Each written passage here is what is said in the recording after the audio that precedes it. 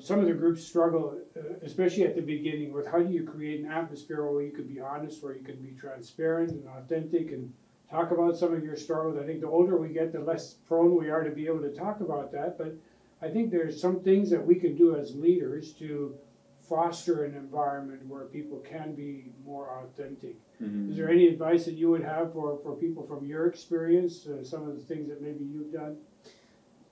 I would say a lot of it is lead by example. Be willing to share and be authentic yourself, because we all don't have it together. But I also would challenge leaders and just us as a church to just like sit in silence, just like wait, listen, like not in an awkward manner, but I think it takes people some time to open up and really dig deeper. It's also okay to challenge people in that prayer request time, or when you're closing out or just living life with them, to go beyond the how's your week, how's the weather, how's the dog, like the normal kind of circle that people fall into, and get a little bit deeper of like, what's God teaching you, or what are you feeling challenged or burdened, what's on your heart.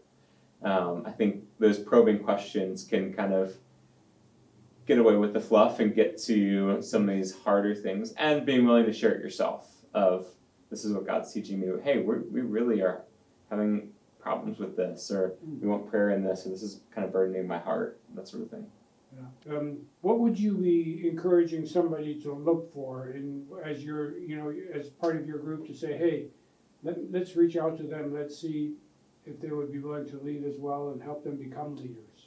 Yeah, I think Jesus' call for us is to go and make disciples. Yes. So I think if you have this thought of like, hey, I'm the head of the group or the leader, and it stops with me, we're not following that commandment of like, who else can we be tapping along the way? It goes back to kind of the first thing I said of like, we don't have to all have it all together. So I think if you're waiting for that perfect leader to kind of arise through your group and be fully polished and then send out, we're missing the mark. So I think some things that we look for is just like anyone who's really passionate about just participating, or someone that's really kind of engaged with the group time, has good thoughts, and I think is willing to be kind of self-aware on, hey, how are we contributing? Are we building other people up? Are we giving people time to kind of share their thoughts as well?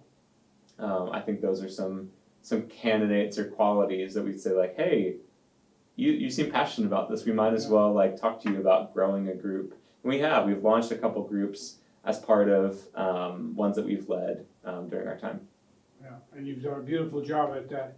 Maybe as a final question, as a final comment, any advice or anything that comes to mind where you'd say, this would be good for leaders to know, or anything that comes to mind? Yeah, I think that CFC is big, right? Like I think that it's convicting, especially myself, to kind of lead worship on a Sunday, 3 services. And there's some people that I know, some faces, and then there's some faces that I'm like, I see you every Sunday, and I don't know your name at all, but I know your face.